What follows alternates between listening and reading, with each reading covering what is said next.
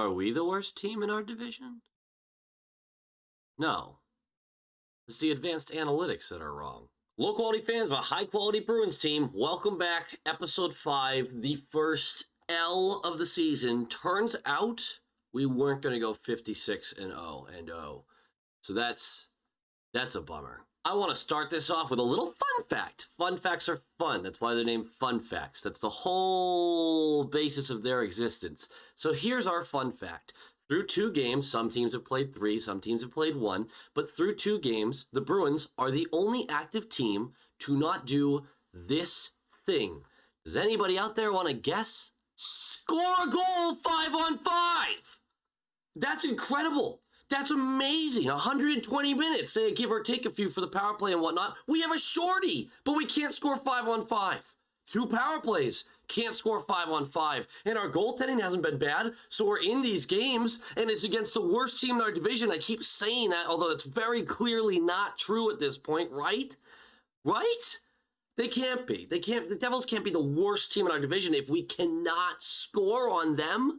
And Blackwood didn't even have to play out of his mind. He just had to stay centered because we never challenged him. Immediate note, big bummer. Studnicka, as I said in the first game, didn't really look that great because you couldn't say his name because he didn't do a lot.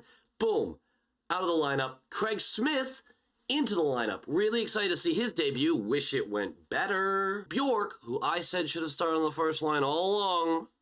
Bruce, you have my number. I keep DMing you. Ask me. I've got this, man.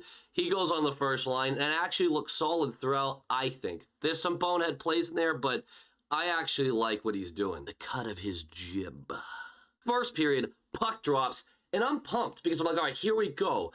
I'm going to get what I deserve, and I'm going to see my team kick the shit out of this team that I think we should kick the shit out of. We're going to make Low Qual proud. That's what the boys are thinking. We're going to do this for him. We're going to show him what a great team we are. And then they fuck it up. Fourth line again. Oh, they look so good. But that's a sign of a good team. A fourth line that can play against better lines. But for some reason, our first line and second line and third line can't. McAvoy can't stay out of the box and takes another bad penalty. But our PK still looks good. And Halak really looks like he came to play. I thought he was solid all night long. We're going to loop back to that. We get halfway through the period. Unfortunately, as the period goes on, our energy continues to decline. And through 13 minutes, we have 3 shots. 3 shots. 3 shots against a New Jersey Devils team. A team that's supposed to be years away from competing, truly competing for a playoff spot. But hey, I'm still feeling good. I'm watching the game. We're like, all right, we'll pick it up. It's fine. Hughes is just, he keeps coming up, and I keep seeing him. And Jackie, what's going on, buddy? You can't handle the puck. You're losing it left and right. I'm just watching, and I'm kind of giggling because I'm like, this guy's supposed to be the future of your team, and he's getting bullied. And I hear all this stuff about he put on double digits worth pound of muscle. That's a sentence. And he's supposed to be able to now kind of compete on the boards more, and he's getting bullied out there. Wow, this guy should be better than he is. That's just rolling through my head, and then boom, he dekes around our zone for 15 fucking minutes, and then whips it over to, guess who? Ty Smith, who then throws it on net. Same exact spot as game 1. Wood deflects it in. And so we go into the locker room after 1 period, down a goal. And you're sitting there going, this just doesn't feel right. What is happening right now? Why are we doing this to ourselves and to Low Qual? Why are we doing it to me? I get myself good and ready for the second period. I'm still waiting for that 5-on-5 goal that's just eluding us. And so the period starts, and before you know it, Andre Kasha has taken a hit to the head and is now in the locker room. He's listed as having a upper body injury. There is no update as of yet. The biggest concern with him was, can he stay healthy? And it was a nasty hit. I am afraid it's a concussion. There has been no release about that. This could be a recurring theme, and we might miss him for a long time. To be fair, he wasn't actually doing anything that was showing up on the score sheet anyway. As usual, second, it's just a slow start. Again, and at some point, who do you have to look at and go, why isn't this team ready to play the second period? ever. And you kind of got to look at Bruce and go, Cassidy, what's going on? You're the dude. You're the guy. Get the team ready, right? Like, this is your team. Why are we not up for the second ever? And then we're doing this dump and chase game. Not even that we're pinned in all that bad. The Devils did play a really nice neutral zone during this entire game, I thought. But we should have the skill to get a clean entrance. Dump and chase, we're not big enough for it. And we're not fast enough for it. We've got skill, but we don't have speed for days, and we definitely don't have size. We get to the middle of the second period, and there comes the fourth line. And again, their energy is just, the entire team, you can see, start to pick up every shift the fourth line has. Whoever comes out next is like, we can't get outplayed by these guys. Come on, let's go. Frederick is a beast. I love what he's doing, and I'm really excited that I think he's going to stick on that line all year. I'm excited about him. He's not going to bury the puck a bunch, but he's going to be super fucking annoying to play against, and that's what I like. And then, because I'm a big dumb idiot face, Nick Ritchie decides to also be good at hockey again. Ritchie with a nice forecheck. It gets out to Grizz at the point. Smith is inside. Goal. Or so we thought. No one knows what goalie interference is anymore. That looked like a legal goal to me. The bigger issue I have with what happened there, why did we challenge that? Now, Jack Edwards is arguing, well, we have nothing going for us. We have to try to get a goal, challenge this. Maybe we can get a goal out of it. And again, if you watch the replay, I'm kind of like, well, maybe they will reverse it. Who knows? Who knows at this point? Because the refs certainly fucking don't. I disagree with the challenge. It felt like a shot in the dark. It felt like our team was picking up pace and starting to get better. I felt like taking a penalty there was a huge mistake. And I did not like the challenge before they even freaking stop play, because I knew they were going to stop play. I knew they were going to challenge it. And I was like, don't. But they did. So I'm here criticizing this penalty for even having a penalty in the first place, calling Bruce an idiot, and how dare he not listen. Again, Brucey, you got my number. Just give me a call. And then a halo just appears above Bergeron's head on the ice. It is beautiful. Halak makes a huge save. How often do you see this, folks? Huge save on one end, going down the ice. Boom. Marshy fights Palmieri with the puck. Instead of clearing it out, he's fighting him for 120 feet. And he's getting completely wrapped up. Unbelievable amount of pressure on him. And he still keeps the puck. And not only does he keep the puck, but he dishes it to the center. And there's Bergie. And then some top shelf cheddar.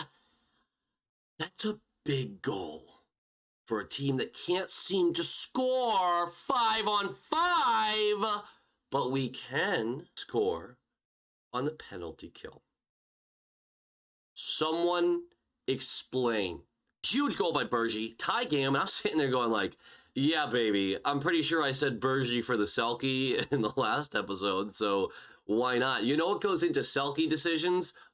Shorthanded goals. That's what. We're tied. We're going to the third. It's winning time, baby. Then Subban has his usual stupid play where he takes a really bad penalty, but then our power play can't get a clean entrance. The only good PP is a clean PP. The power play started with us in the zone and we're feeling good and we're moving the puck around, and then we couldn't get back into the zone. Still tie game. Halak has to stand tall a lot of the period. Worst case scenario, Grizz on the bench getting looked at, and we're all panicking because we can't afford him to go down at all. Like, we do not survive that right now, especially when we don't have the scoring from Pasta and our left side is already suspect. He does come out and plays a couple more shifts. Huge good sign about that, but definitely something to look at. No update if there is an injury or anything that he played through that might keep him out for further games. I haven't heard anything yet. The refs are letting everything go.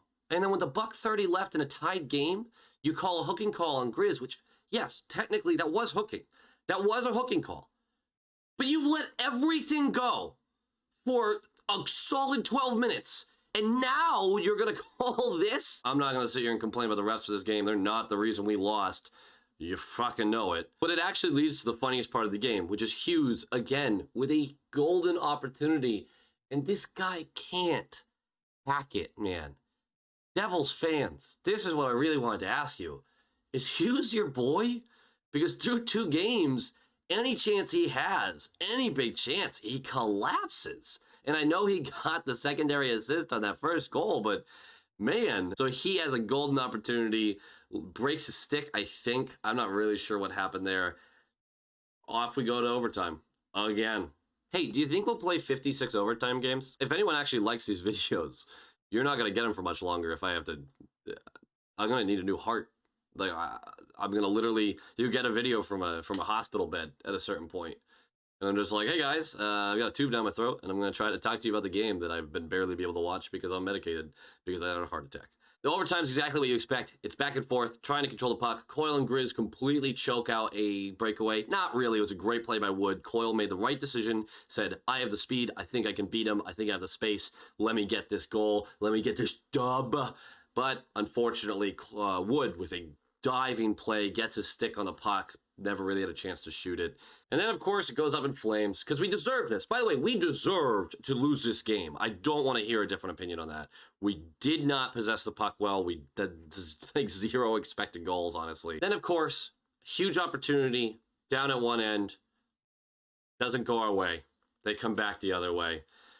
And then Sharangovich,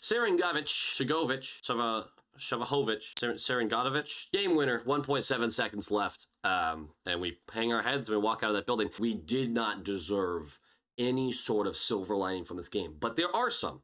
Bjork looked good. Halak looked great. Richie actually looked solid. I still really like that third line. I think Smith needs more time.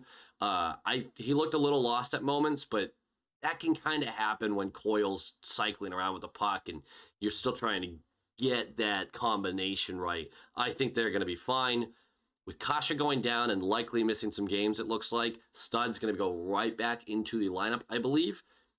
Bjork, I think, is going to get more time on the first line. I really do believe that. And we should be very excited about, I think. Other little notes, Grizz, we're seeing the difference between him and Krug. He can't get a clean entrance into the zone for a power play. I do like what he's doing still. I think he's still had a solid game, but that's kind of your difference, where Krug could just take it right at the ice through a couple of defenders and get into the zone. Grizz can't quite do that. He can still quarterback in the actual zone. Our fourth line is still our best line. That's still a huge fucking problem. And a bigger problem is we can't score 5v5. We've gone through 2 games. And if we go a third game, my God, if we go a third game without a 5v5 goal, I am going to unleash a load of fury. That does it for episode 5. Thanks again for stopping by and chatting with me about the game. Anything you want to argue with, put it in the comments. I love interacting with people through that. Typical like, subscribe, share, comment, whatever. Just do that stuff. It just helps me, I guess. I don't know. Don't worry about it. You do you. It'll be fine. Go Bees!